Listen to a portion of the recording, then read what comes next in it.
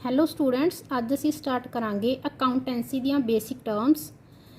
ਜਿਨ੍ਹਾਂ ਸਟੂਡੈਂਟ ਨੇ 10th ਤੋਂ ਬਾਅਦ +1 ਦੇ ਵਿੱਚ ਕਮਰਸ ਸਟਰੀਮ ਸਿਲੈਕਟ ਕੀਤੀ ਹੈ ਉਹਨਾਂ ਦੇ ਲਈ ਬਿਲਕੁਲ ਨਿਊ ਸਬਜੈਕਟ ਹੈ। ਸੋ ਅਸੀਂ ਕੋਸ਼ਿਸ਼ ਕਰਾਂਗੇ ਕਿ ਅਸੀਂ ਬੇਸਿਕ ਤੋਂ ਹੀ ਸਟਾਰਟ ਕਰੀਏ।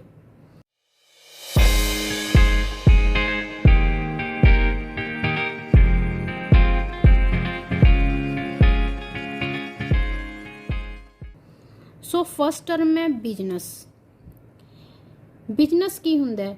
ਕੁਝ ਸਟੂਡੈਂਟਸ ਨੂੰ ਇਦਾਂ ਲੱਗਦਾ ਹੈ ਕਿ ਬਿਜ਼ਨਸ ਸਿਰਫ ਉਹੀ ਹੈ ਜੋ ਕਿ ਵੱਡੀਆਂ ਕੰਪਨੀਆਂ ਵੱਲੋਂ ਕੀਤਾ ਜਾਂਦਾ ਹੈ, ਲੇਕਿਨ ਬਿਜ਼ਨਸ ਕੀ ਹੈ? ਹਰ ਇੱਕ ਉਹ ਕੰਮ ਜੋ ਅਸੀਂ ਕੀ ਕਰਦੇ ਹਾਂ, ਪ੍ਰੋਫਿਟ ਅਰਨ ਕਰਨ ਦੇ ਲਈ ਕਰਦੇ ਹਾਂ, ਉਹ ਬਿਜ਼ਨਸ ਹੁੰਦਾ ਹੈ। ਛੋਟੇ ਤੋਂ ਛੋਟਾ ਕੰਮ ਵੀ ਬਿਜ਼ਨਸ ਹੋ ਸਕਦਾ ਜਿਸ ਦਾ ਮੇਨ ਮੋਟਿਵ ਕੀ ਹੁੰਦਾ ਹੈ? ਪ੍ਰੋਫਿਟ ਅਰਨ ਕਰਨਾ। ਹੁਣ ਅਗਰ ਅਸੀਂ ਕਿਸੇ ਨੂੰ, ਇੱਕ ਫਰੈਂਡ ਦੂਸਰੇ ਨੂੰ ਗਿਫਟ ਦੇ ਰਿਹਾ ਤਾਂ ਉਸ ਨੂੰ ਰਿਟਰਨ ਦੇ ਵਿੱਚ ਕੀ ਮਿਲ ਰਿਹਾ? ਕੁਛ ਵੀ ਨਹੀਂ। ਸਾਡਾ ਕਿ ਗਿਫਟ ਦੇਣ ਤੋਂ ਬਾਅਦ ਮੋਟਿਵ ਕੀ ਹੁੰਦਾ? ਪ੍ਰੋਫਿਟ ਅਰਨ ਕਰਨਾ? ਨਹੀਂ।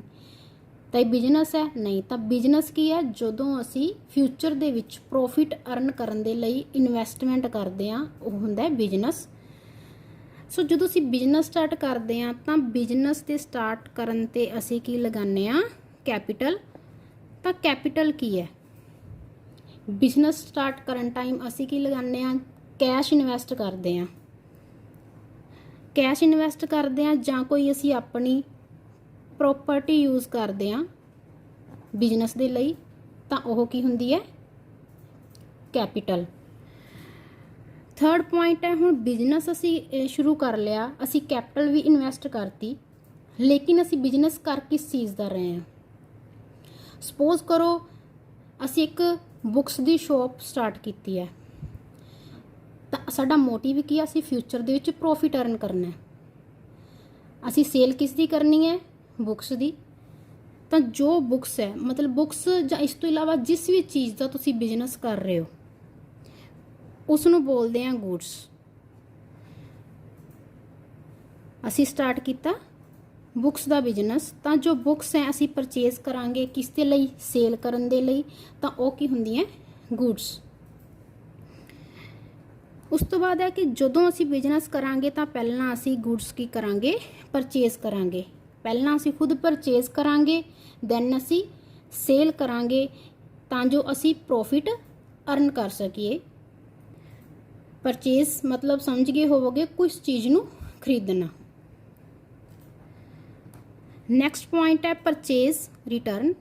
ਸਮ ਟਾਈਮ ਇੱਦਾਂ ਹੁੰਦਾ ਹੈ ਕਿ ਅਸੀਂ ਕੋਈ ਚੀਜ਼ ਪਰਚੇਜ਼ ਕਰਦੇ ਹਾਂ, ਲੇਕਿਨ ਕੀ ਹੁੰਦਾ ਹੈ ਕਿ ਚੀਜ਼ ਹੈ ਜੋ ਉਸਦੀ ਕੁਆਲਿਟੀ ਸਾਡੀ ਨੀਡ ਦੇ ਅਕੋਰਡਿੰਗ ਨਹੀਂ ਹੁੰਦੀ, ਉਸਦੀ ਕੁਆਲਿਟੀ ਬੈਸਟ ਨਹੀਂ ਹੁੰਦੀ, ਜੋ ਅਸੀਂ ਚਾਹੁੰਦੇ ਸੀ ਉਹ ਕੁਆਲਿਟੀ ਨਹੀਂ ਹੈ, ਤਾਂ ਅਸੀਂ ਉਸ ਨੂੰ ਰਿਟਰਨ ਕਰ ਦਿੰਦੇ ਹਾਂ, ਜਿਸ ਨੂੰ ਕੀ ਬੋਲਦੇ ਹਾਂ?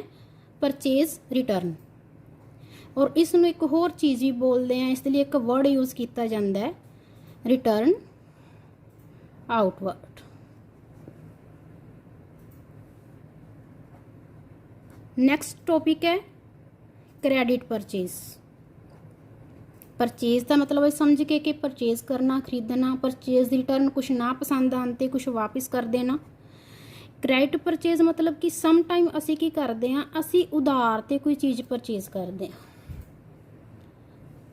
ਅਸੀਂ ਕਿਸੇ ਤਰ੍ਹਾਂ ਦੀ ਕੋਈ ਕੈਸ਼ 'ਚ ਟ੍ਰਾਂਜੈਕਸ਼ਨ ਨਹੀਂ ਕਰਦੇ ਜਦੋਂ ਅਸੀਂ ਕੁਛ ਗੁੱਡਸ ਨੂੰ ਪਰਚੇਜ਼ ਕਰ ਰਹੇ ਹਾਂ, ਤਾਂ ਉਸ ਨੂੰ ਕੀ ਬੋਲਦੇ ਹਾਂ? Credit purchase.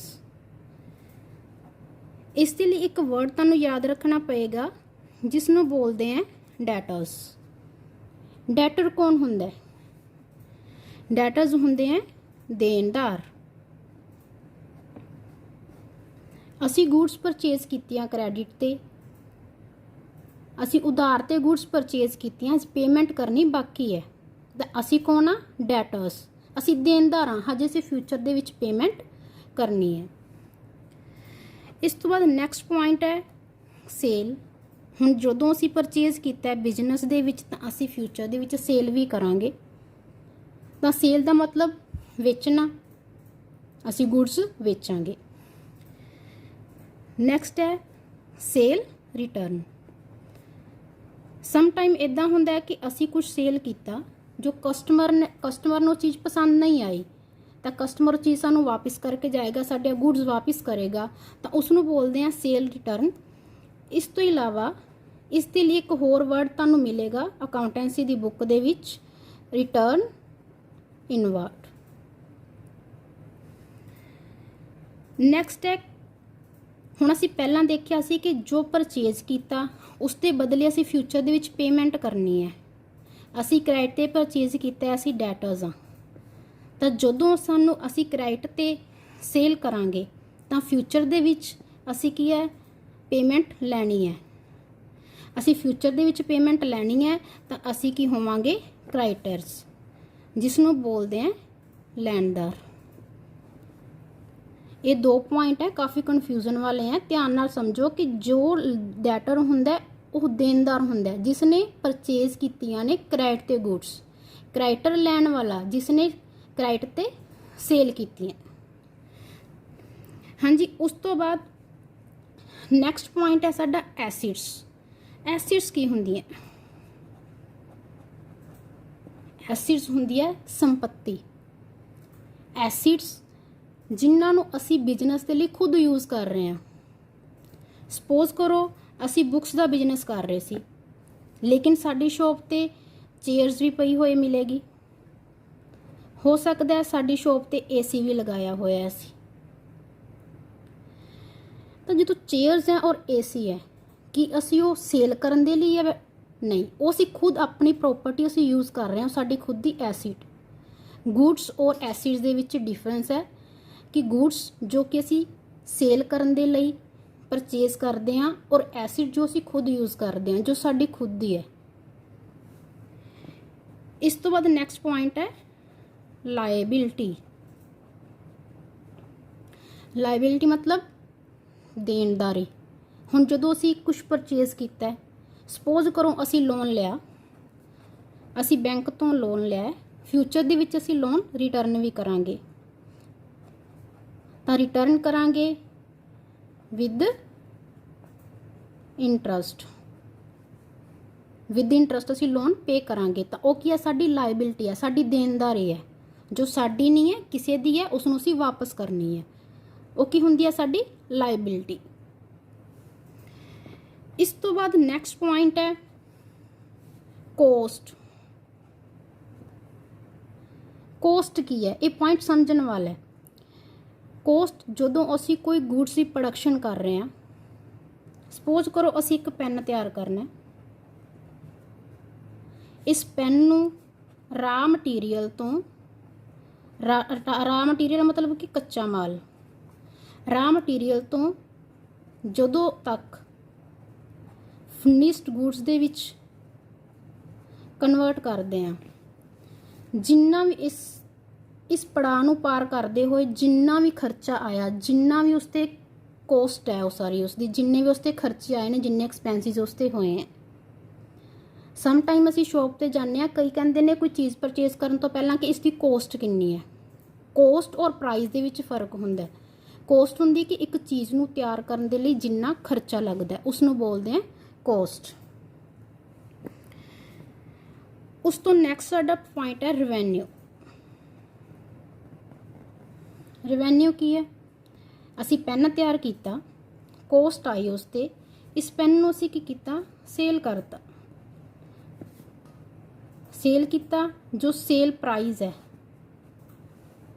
ਉਹ ਕੀ ਹੈ, ਸਾਡੇ ਰੈਵਨਿਊ। ਰੈਵਨਿਊ ਸੇਲ ਪ੍ਰਾਈਸ ਦੇ ਇਕੁਅਲ ਹੈ। ਨੈਕਸਟ ਪੁਆਇੰਟ ਹੈ ਇਨਕਮ। ਹੁਣ ਸਾਨੂੰ ਇਨਕਮ ਕਦੋਂ ਹੋਏਗੀ? ਜਦੋਂ ਸਾਡੇ ਰੈਵਨਿਊ ਹੈ। ਰੈਵਨਿਊ ਕੀ ਹੈ? ਜਿਸ ਪ੍ਰਾਈਸ 'ਤੇ ਅਸੀਂ ਪੈਨ ਸੇਲ ਕੀਤਾ ਹੈ ਔਰ ਉਸ ਦੇ ਵਿੱਚ ਜਦੋਂ ਅਸੀਂ ਕੋਸਟ ਲੈਸ ਕਰਾਂਗੇ, ਜਿੰਨੇ ਅਸੀਂ ਖਰਚੇ ਕੀਤੇ ਹੈ, ਜਿੰਨੇ ਅਸੀਂ ਐਕਸਪੈਂਸਿਸ ਕੀਤੇ ਹੈ, ਜਦੋਂ ਅਸੀਂ ਰੈਵਨਿਊ ਦੇ ਵਿੱਚੋਂ ਜਿੰਨੇ ਤੇ ਅਸੀਂ ਪੈਨ ਸੇਲ ਕੀਤਾ ਉਸ 'ਤੇ ਕੋਸਟ ਲੈਸ ਕਰਨ ਤੋਂ ਬਾਅਦ ਜੋ ਸਾਡੇ ਹੱਥ ਵਿੱਚ ਪ੍ਰੋਫਿਟ ਆਉਂਦਾ, ਉਹ ਕੀ ਹੁੰਦੀ ਹੈ, ਸਾਡੀ ਇਨਕਮ। ਸਪੋਜ਼ ਕਰੋ ਅਸੀਂ 40 ਦਾ ਪੈਨ ਸੇਲ ਕੀਤਾ, ਉਸ ਦੀ ਜੋ ਕੋਸਟ ਆਈ ਸੀ ਉਸ ਦੇ ਉੱਪਰ 30 ਰੁਪਏ ਕੋਸਟ ਆਈ ਸੀ, ਤਾਂ ਸਾਡੇ ਕੋਲ ਇਸ ਟਾਈਮ ਇਨਕਮ ਕੀ ਹੈ, 10। ਨੈਕਸਟ ਪੁਆਇੰਟ ਹੈ ਲੋਸ। ਲੋਸ ਕਦੋਂ ਹੋਏਗਾ? ਜਿਸ ਟਾਈਮ ਜੋ ਸਾਡੇ ਐਕਸਪੈਂਸਿਸ ਨੇ ਸਾਡੇ ਰੈਵਨਿਊ ਤੋਂ ਜ਼ਿਆਦਾ ਹੋਣਗੇ। ਸਪੋਜ਼ ਕਰੋ ਅਸੀਂ ਜੋ ਪੈਨ ਪਹਿਲਾਂ 40 ਦਾ ਸੇਲ ਕੀਤਾ, ਕੋਸਟ 30 ਦੀ ਆਈ ਸੀ, ਲੇਕਿਨ ਅਗਰ ਅਸੀਂ ਕੋਸਟ 30 ਦੀ ਸੀ, ਪੈਨ ਅਸੀਂ 20 ਦਾ ਸੇਲ ਕਰਦੇ ਹਾਂ ਤਾਂ ਸਾਨੂੰ ਲੋਸ ਕਿੰਨੇ ਦਾ ਹੋ ਰਿਹਾ? 10 ਰੁਪੀਜ਼ ਦਾ। ਰੈਵਨਿਊ ਔਰ ਇਨਕਮ ਦੋਨਾਂ ਦੇ ਵਿੱਚ ਡਿਫਰੈਂਸ ਹੈ, ਦੋਨੋਂ ਅਲੱਗ-ਅਲੱਗ ਟਰਮਸ ਹੈ, ਧਿਆਨ ਨਾਲ ਸਮਝਣ ਵਾਲੀਆਂ। ਰੈਵਨਿਊ ਦਾ ਮਤਲਬ ਜਿਸ ਪ੍ਰਾਈਸ ਤੇ ਅਸੀਂ ਕੋਈ ਚੀਜ਼ ਸੇਲ ਕਰ ਰਹੇ ਹਾਂ, ਔਰ ਇਨਕਮ ਰੈਵਨਿਊ ਦੇ ਵਿੱਚੋਂ ਐਕਸਪੈਂਸਿਸ ਲੈਸ ਕਰਨ ਤੋਂ ਬਾਅਦ ਜੋ ਸਾਡੇ ਕੋਲ ਬਚਦਾ ਹੈ ਉਹ ਹੁੰਦੇ ਆ ਸਾਡੀ ਇਨਕਮ। ਅੱਜ ਲਈ ਅਸੀਂ ਇੰਨੇ ਹੀ ਬੇਸਿਕ ਟਰਮਸ ਨੇ ਜੋ ਕਰਾਂਗੇ, ਬਾਕੀ ਅਸੀਂ ਨੈਕਸਟ ਵੀਡੀਓ ਦੇ ਵਿੱਚ ਐਕਸਪਲੇਨ ਕਰਾਂਗੇ। ਸੋ ਪਲੀਜ਼ ਇਹਨਾਂ ਨੂੰ ਬਹੁਤ ਧਿਆਨ ਦੇ ਨਾਲ, ਛੋਟੇ ਛੋਟੇ ਟਰਮਸ ਨੇ, ਅਗਰ ਤੁਸੀਂ ਇਹਨਾਂ ਨੂੰ ਕਲੀਅਰ ਕਰ ਲਿਆ ਤਾਂ ਅਕਾਊਂਟੈਂਸੀ ਤੁਹਾਡੇ ਲਈ ਬਹੁਤ ਈਜ਼ੀ ਹੈ। ਸੋ ਕੋਸ਼ਿਸ਼ ਕਰਦੇ ਹਾਂ ਕਿ ਤੁਹਾਨੂੰ ਅੱਗੇ ਵੀ ਅਸੀਂ ਵੀਡੀਓ ਪ੍ਰੋਵਾਈਡ ਕਰਦੇ ਰਹੀਏ। ਉਮੀਦ ਕਰਦੇ ਹਾਂ ਕਿ ਤੁਹਾਨੂੰ ਵੀਡੀਓ ਪਸੰਦ ਹੋਏਗੀ। ਮਿਲਦੇ ਹਾਂ ਨੈਕਸਟ ਵੀਡੀਓ 'ਚ।